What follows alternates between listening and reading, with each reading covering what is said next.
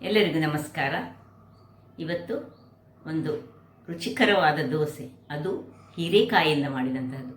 ಹೀರೆಕಾಯಿಯ ಆರೋಗ್ಯಕರ ಗುಣಲಕ್ಷಣಗಳು ನಿಮಗೆಲ್ಲ ಗೊತ್ತಿರುವಂಥದ್ದೇ. ಈ ಹೀರೆಕಾಯಿ ನಾರಿನಂಶವನ್ನು ಹೊಂದಿರೋದ್ರಿಂದಾಗಿ ಡೈಜೆಷನಿಗಂತೂ ಹೇಳಿ ಮಾಡಿಸಿದಂತಹದ್ದು. ಯಾರಿಗೆ ಡೈಜೆಷನಿದ ಪ್ರಾಬ್ಲಮ್ ಉಂಟು ಅಂಥವರು ಇಂಥ ದೋಸೆಗಳನ್ನು ಮಾಡಿ ತಿಂದರೆ ಬಹಳ ಉತ್ತಮ. ಮಕ್ಕಳಿಗೆ ಸಹ ಹಾಗೆ ಒಂದು ಸಣ್ಣ ದೋಸೆ, ಒಂದು ಅಟ್ರಾಕ್ಟಿವ್ ಆಗಿ ಈ ದೋಸೆ ಬರ್ತದೆ. ಹಾಗಾಗಿ ನೋಡುವಾಗಲೇ ಮಕ್ಕಳಿಗೆ ತಿನ್ನುವ ಅಂತ ಅನ್ನಿಸ್ತದೆ. ಹಾಗಾದರೆ ಯಾರೆಲ್ಲ ನನ್ನ ಚಾನಲನ್ನು ನೋಡ್ತಿದ್ದೀರಿ, ಯಾರೆಲ್ಲ ಇನ್ನೂ ಸಬ್ಸ್ಕ್ರೈಬ್ ಮಾಡಿಲ್ಲ, ದಯವಿಟ್ಟು ಸಬ್ಸ್ಕ್ರೈಬ್ ಮಾಡಿ, ಸಪೋರ್ಟ್ ಮಾಡಿ ಅಂತ ಹೇಳುತ್ತಾ ಬನ್ನಿ ಈ ಹೀರೆಕಾಯಿಯಿಂದ ಹೇಗೆ ದೋಸೆಯನ್ನು ಮಾಡೋದನ್ನು ನೋಡೋಣ. ನಮಸ್ತೆ ಮಿತ್ರರೇ. ನೋಡಿ, ಒಂದು ಎಳೆಯ ಹೀರೆಕಾಯಿ ಉಂಟು. ಇದರಿಂದ ಇವತ್ತು ನಾವೊಂದು ರುಚಿಕರವಾದ ಮಾರ್ನಿಂಗ್ ಬ್ರೇಕ್ಫಾಸ್ಟ್ ಮಾಡೋಣ. ಅದಕ್ಕೆ ನೋಡಿ, 1 ಗ್ಲಾಸ್ನಷ್ಟು ನಾನು ಅಕ್ಕಿಯನ್ನು, ದೋಸಾ ರೈಸ್ ಏನಿರ್ತದೆ, ರಾ ರೈಸ್, ಇದನ್ನು ಚೆನ್ನಾಗಿ ತೊಳೆದು ರಾತ್ರಿ ನೆನೆ ಹಾಕಿದ್ದೇನೆ. ನೀವು ಬೇಕಿದ್ರೆ ಒಂದು 4 ಗಂಟೆಗಳ ಕಾಲ ನೆನೆ ಹಾಕಿದರೆ ಸಾಕಾಗ್ತದೆ. ಇದನ್ನು ಒಂದು ಮುಷ್ಟಿಯಷ್ಟು ತೆಂಗಿನ ತುರಿ ಬೇಕು. ಇದನ್ನೀಗ ಕಟ್ ಮಾಡಲಿಕ್ಕೆ ಸಿಪ್ಪೆ ತೆಗೆದು ಕಟ್ ಮಾಡುವ. ಒಂದು ಸಣ್ಣ ಚಮಚ, 1/4 ಚಮಚದಷ್ಟು ಈ ಮೆಂತೆಯನ್ನು ನಾನು ಚೆನ್ನಾಗಿ ತೊಳೆದು ರಾತ್ರಿಯೇ ಇದರ ಅಕ್ಕಿಯ ಒಟ್ಟಿಗೆ ನೆನೆ ಹಾಕಿದ್ದೇನೆ.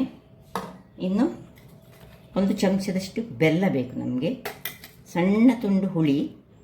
ಇದು ಮೆಣಸು ಖಾರಕ್ಕೆ ತಕ್ಕ, ನಾನು 2 ಮೆಣಸು ತೆಗೆದುಕೊಂಡಿದ್ದೇನೆ, ನೀವು ಸ್ವಲ್ಪ ಹೆಚ್ಚು ಬೇಕೆ ತೆಗೆದುಕೊಳ್ಬೋದು. ಮತ್ತು ಇದೇ ಚಮಚದಲ್ಲಿ 1 ಚಮಚ ಹಸಿ ಕೊತ್ತಂಬರಿ, ಸ್ವಲ್ಪ ಹಿಂಗು. ಈಗ ಮೊದಲಿಗೆ ನಾವು ಈ ಹೀರೆಕಾಯಿಯನ್ನು, ಅದರದ್ದು ನೋಡಿ ಸಿಪ್ಪೆ, ಇದರ ಸಿಪ್ಪೆಯಿಂದ ಸಹ ಚಟ್ನಿ ಮಾಡ್ತಾರೆ, ನಿಮಗೆಲ್ಲ ಗೊತ್ತಿರ್ಬೋದು. ಸಿಪ್ಪೆ ತೆಗೆದುಕೊಳ್ಳೋಣ. ಸಿಪ್ಪೆ ತೆಗೆದು ಎಷ್ಟು ಸಣ್ಣದಾಗಿ ನಾನು ಇದನ್ನು ತೊಳೆದುಕೊಂಡು ಹೇಗೆ ಹೆಚ್ಚಿಕೊಳ್ಬೇಕಂತ ಹೇಳ್ಕೊಳ್ತೇನೆ. ನೋಡಿ, ಸಿಪ್ಪೆಯನ್ನು ಚೆನ್ನಾಗಿ ತೊಳೆದುಕೊಂಡಾಯಿತು. 1 ಲೋಟಕ್ಕೆ 1 ಈ ಹೀರೆಕಾಯಿ ಇದ್ದರೆ ಸಾಕು. ನೋಡಿ, ಒಳ್ಳೆ ಎಳೆಯ ಹೀರೆಕಾಯಿ. ನೀವು ಚೆಕ್ ಮಾಡಬೇಕಲ್ಲ, ಒಂದು ಸತಿ ಹೀರೆಕಾಯಿಗಳು ಕಹಿ ಬರ್ತದೆ, ಕಹಿ ಉಂಟ ಹೇಳಿ. ಸೊ ಈಗ ನೋಡಿ, ಇಷ್ಟು ತುಂಬ ತೆಳುವೂ ಸಹ ಅಲ್ಲ, ತುಂಬ ದಪ್ಪ ಸಹ ಅಲ್ಲ. ನೋಡಿ, ಈ ರೀತಿಯಲ್ಲಿ ಇದನ್ನು ಕಟ್ ಮಾಡಿ ಒಂದು ಬಟ್ಟೆಯ ಮೇಲೆ ಇಟ್ಕೊಳ್ಳೋಣ ನಾವು.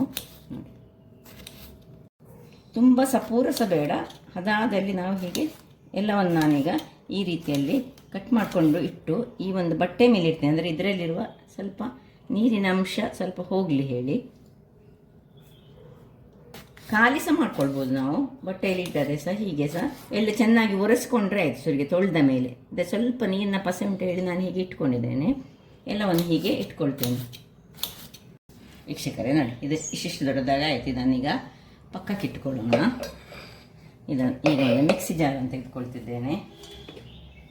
ಮಿಕ್ಸಿ ಜಾರಲ್ಲಿ ಸುರಿಗೆ ನೋಡಿ, ಈ ಮೆಣಸನ್ನು ಬೇಕಿದ್ದರೆ ಒಂದು ಸ್ವಲ್ಪ ಹೊತ್ತು ಬೇಕಿದ್ರೆ ನೀರಿನಲ್ಲಿ ಹಾಕಿಟ್ರೆ ಚೆನ್ನಾಗಿ ಅದು ಈಗ ಇದು ಗ್ರೈಂಡ್ ಆಗುವಾಗ ಒಳ್ಳೆಯದಾಗ್ತದೆ. ಇಲ್ಲದ್ರೆ ಹೀಗೆ ಸಹ ಹಾಕ್ಕೊಳ್ಬೋದು, ತೊಂದರೆ ಇಲ್ಲ. ಇನ್ನು ಮೆಂತೆಯ ನೀರು ನೋಡಿ, ಮೆಂತೆಯ ನೀರು ಮತ್ತು ಅಕ್ಕಿ. ಬೇರೆ ನೀರು ಹಾಕ್ಕೊಳ್ಬೇಡ, ಮೆಂತೆಯನ್ನು ನೆನೆಸಿಟ್ಟ ನೀರನ್ನೇ ಹಾಕಿದರೆ ಆಯಿತು, ತಂಪಿಗೆ ಒಳ್ಳೆಯದಾಗ್ತದೆ ಅದು. ಮತ್ತು ಮೆಂತೆ ನೆನೆಸುವಾಗ ನಾವು ಏನು ಮಾಡಬೇಕು ಹೇಳಿದರೆ, ಚೆನ್ನಾಗಿ ತೊಳೆದುಕೊಂಡು ಒಂದು ಬಾರಿ ತೊಳೆದ್ರೆ ಸಾಕಾಗ್ತದೆ ಮೆಂತೆಯನ್ನು. ನೋಡಿ, ಇನ್ನು ಇದಕ್ಕೆ ಬೇರೆ ಏನಿಲ್ಲ, ಸ್ವಲ್ಪ ಹುಳಿ, ಇನ್ನು 1 ಚಮಚದಷ್ಟು ಕೊತ್ತಂಬರಿಯ ಬೀಜ, ಚಿಟಿಕೆಯಷ್ಟು ಹಿಂಗು. ತುಂಬ ಬೇಡ, ಒಂದು ಫ್ಲೇವರ್ ಬರ್ತದೆ ಅದಕ್ಕೋಸ್ಕರ. ಹಿಂಗು ಹಾಕೊಂಡ ಮೇಲೆ ಈಗ ತೆಂಗಿನ ತುರಿ, ಒಂದು ಕೈಯಲ್ಲಿ 1 ಮುಷ್ಟಿ ಸಾಕು ನಮಗೆ. ನೋಡಿ, ಇಷ್ಟು 1 ಮುಷ್ಟಿಯಷ್ಟು ತೆಂಗಿನ ತುರಿ, 1 ಲೋಟಕ್ಕೆ 1 ಮುಷ್ಟಿ ಸಾಕು. ಇನ್ನು ನೀರು ಹೆಚ್ಚು ಏನು ಹಾಕೊಳ್ಳೋದು ಬೇಡ. ಅದರೊಟ್ಟಿಗೆ ಈ ಬೆಲ್ಲ ಇಷ್ಟನ್ನು ಹಾಕಿ, ಬೇಕಿದ್ದರೆ ಮಾತ್ರ ದಪ್ಪ ಬೇಕು ನಮಗೆ, ಇದು ತುಂಬ ನೀರಾಗಬಾರ್ದು. ಹೇಗೆ ನಾವು ಉದ್ದಿನ ದೋಸೆ ಹಿಟ್ಟು ಮಾಡ್ತೇವೆ ಅಷ್ಟು ದಪ್ಪದಲ್ಲಿ ಬೇಕು. ಬೇಕಿದ್ದರೆ ನೀರು ಸ್ವಲ್ಪ ನಡುವಲ್ಲಿ ಹಾಕ್ಕೊಳ್ಳಿ. ಇಲ್ಲಿ ನೋಡಿ, ಈ ರೀತಿಯಾಗಿ ಮಸಾಲ ರೈಸ್ ರೆಡಿ ಆಯಿತು. ನೋಡಿ, ಮಸಾಲದಲ್ಲಿ ಮಿಕ್ಸ್ ಆದದ್ದು. ಸೊ ಈಗ ಇದನ್ನು ಒಂದು ಬೌಲಿಗೆ ಟ್ರಾನ್ಸ್ಫರ್ ಮಾಡ್ಕೊಳ್ಳೋಣ. ಚೂರು ದಪ್ಪ ಆಯಿತು, ಇದಕ್ಕೆ ಚೂರು ನೀರು ಹಾಕೊಳ್ಳೋಣ. ತುಂಬ ದಪ್ಪ ಸಾಗಬಾರ್ದು, ತುಂಬ ದಪ್ಪ ಆದರೆ ಸಹ ದೋಸೆ ಒಳ್ಳೇದು ಬರೋದಿಲ್ಲ.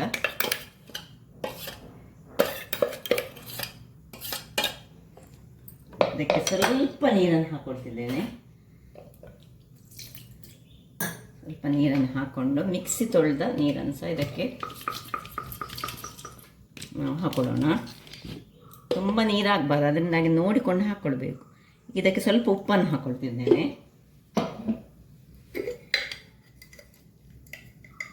ರುಚಿಗೆ ತಕ್ಕಷ್ಟು ಉಪ್ಪು ಹಾಕ್ಕೊಂಡು ಸ್ವಲ್ಪ ಚೆನ್ನಾಗಿ ಮಿಕ್ಸ್ ಮಾಡ್ಕೊಳ್ಳೋಣ.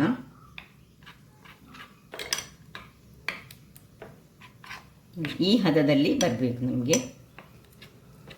ಈಗ ಇಲ್ಲಿ ಇದು ಕೂಡಲೇ ಮಾಡುವಂತಹದ್ದು ನೋಡಿ. ಒಂದು ಕಾವಲಿಯನ್ನು, ಕಬ್ಬಿಣದ ಕಾವಲಿಯನ್ನು ಇಟ್ಕೊಂಡಿದ್ದೇನೆ. ಕಬ್ಬಿಣದ ಕಾವಲಿ ಮಾಡಿದರೆ ಒಳ್ಳೆಯದು, ಅಥವಾ ನೀವು ನಾನ್ ಸ್ಟಿಕ್ ಸಹ ಮಾಡ್ಕೊಳ್ಬೋದು. ನಾನ್ ಸ್ಟಿಕ್ಕಲ್ಲಿ ಮಾಡಿಕೊಂಡು ಅಂದರೆ ಸಹ ಅಂದರೆ ಆರೋಗ್ಯಕ್ಕೆ ಉತ್ತಮ ಯಾವುದು ಅದರಲ್ಲಿ ಮಾಡಿಕೊಳ್ಳಿ. ಸ್ವಲ್ಪ ತೆಂಗಿನ ಎಣ್ಣೆಯನ್ನು ಇದಕ್ಕೆ ಗ್ರೀಸ್ ಮಾಡಿಕೊಳ್ಳೋಣ.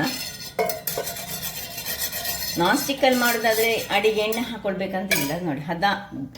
ಉರಿ ಮಾತ್ರ ಈಗ ಕಾವಲಿ ಬಿಸಿ ಆದಮೇಲೆ ಹದದಲ್ಲಿಟ್ಕೊಂಡು ಇಲ್ಲಿ ಒಂದೊಂದಾಗಿ ಇದನ್ನು ಚೆನ್ನಾಗಿ ಉಪ್ಪು ಹಾಕಿದ ಮೇಲೆ ಚೆನ್ನಾಗಿ ಕರಗಿಸ್ಕೊಳ್ಬೇಕು. ಇನ್ನು ಹೀಗೆ ಮಿಕ್ಸ್ ಮಾಡಿಕೊಳ್ಳೋದು. ಇದರಲ್ಲಿ ಅದ್ದಿಕೊಂಡು ಒಂದೊಂದಾಗಿ, ಉರಿ ಸಣ್ಣದಿರಲಿ,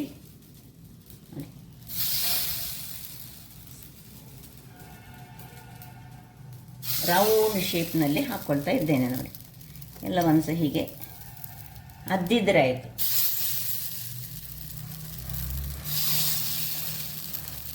ದೋಸೆ ಶೇಪ್ನಲ್ಲಿ ಮಾಡಿದರೆ ಆಯಿತು. ಇದು ಬಹಳ ಟೇಸ್ಟಿಯಾಗಿ ಬರ್ತದೆ. ದಪ್ಪ ಹೆಚ್ಚಾಗಬಾರ್ದು ಯಾವುದು ಈ ಹೀರೆಕಾಯಿ.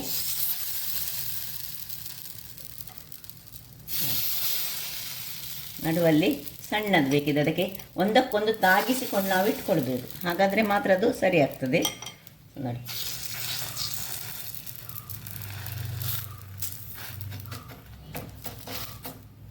ಇನ್ನು ಹೊರಗಿನ ಭಾಗದಿಂದ ಒಂದೊಂದನ್ನು ಇಟ್ಟುಕೊಳ್ಳೋಣ.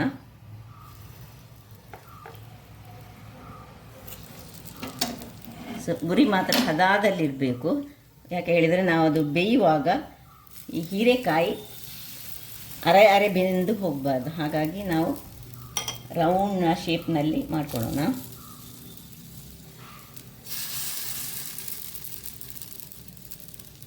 ನಿಮಗೆ ಎಷ್ಟು ದೊಡ್ಡ ದೋಸೆ ಬೇಕೋ ಅಷ್ಟು ದೊಡ್ಡ ದೋಸೆ ಮಾಡಿದರೆ ಆಯಿತು. ಒಬ್ಬೊಬ್ಬರಿಗೆ ಒಂದೊಂದು ದೋಸೆ ತಿನ್ನುವ ಹಾಗೆ ಮಾಡಿದರೆ ಇದು ಬಹಳ ಚೆನ್ನಾಗಿ ಬರ್ತದೆ ನೋಡಿ. ನಾನು ಸ್ವಲ್ಪ ದೊಡ್ಡ ದೋಸೆ ಮಾಡ್ತೇನೆ. ಒಂದೇ ದೋಸೆ ತಿಂದರೆ ಸಾಕಾಗ್ತದೆ.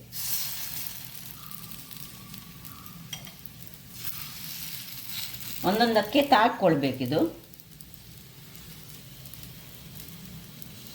ಇನ್ನು ನಡುವಲ್ಲಿ ಸ್ವಲ್ಪ ಸ್ಥಳ ಎಲ್ಲಿ ಉಂಟು ನೋಡಿ, ಅದಕ್ಕೆ ನಾವು ಏನು ಮಾಡೋ ಹೇಳಿದರೆ ಸ್ವಲ್ಪ ಹಿಟ್ಟನ್ನು ಅಲ್ಲಲ್ಲಿಗೆ ಚುಚ್ಚು ಹೀಗೆ ತಾಗಿಸಿಕೊಂಡು ಹದ ಉರಿಯಲ್ಲಿ ಮುಚ್ಚಳವನ್ನು ಮುಚ್ಚಿಕೊಂಡು ಬೇಯಿಸಿಕೊಳ್ಳೋಣ. ಹದ ಉರಿಯಲ್ಲಿ ನೋಡಿ ಒಂದು 5 ನಿಮಿಷಗಳ ಕಾಲ ನಾನು ಇಟ್ಟುಕೊಂಡಿದ್ದೆ ನೋಡಿ. ಎಣ್ಣೆ ಸೈಡಲ್ಲಿ ಅದರಷ್ಟಕ್ಕೆ ಬರ್ತಾ ಉಂಟು ನೋಡಿ. ಕಬ್ಬಿಣದ ಕಾವಲಿ ವಿಶೇಷತೆ ಹೇಳಿದರೆ ಹಾಗೆ ತುಂಬ ಎಣ್ಣೆ ಅದರಲ್ಲಿ ಇದಾಗೋದಿಲ್ಲ ನೋಡಿ. ಈಗ ಬೇಕಿದ್ರೆ ಮೇಲೆ ಇಷ್ಟು ಎಣ್ಣೆ ಇಲ್ಲದಿದ್ದರೆ ಮೇಲೆ ಸ್ವಲ್ಪ ಎಣ್ಣೆಯನ್ನು ಚಿಮುಕಿಸ್ಕೊಳ್ಬೋದು. ಆಲ್ರೆಡಿ ಉಂಟಿದ್ರೆ ಮೇಲೆ ಚಿಮುಕಿಸ್ಕೊಂಡು ನಿಧಾನಕ್ಕೆ ಈ ರೀತಿಯಲ್ಲಿ ಇದನ್ನು ತಿರುವಿ ಹಾಕೊಳ್ಳೋಣ. ತಿರುವಿ ಹಾಕ್ಕೊಂಡು ಮೇಲಿನಿಂದ ಸ್ವಲ್ಪ ಈ ಎಣ್ಣೆ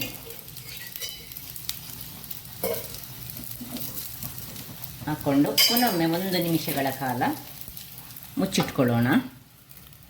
ವೀಕ್ಷಕರೇ, ಇಲ್ಲಿ ನೋಡಿ ಹೇಗೆ ಚೆನ್ನಾಗಿ ಬಂತು ನೋಡಿ.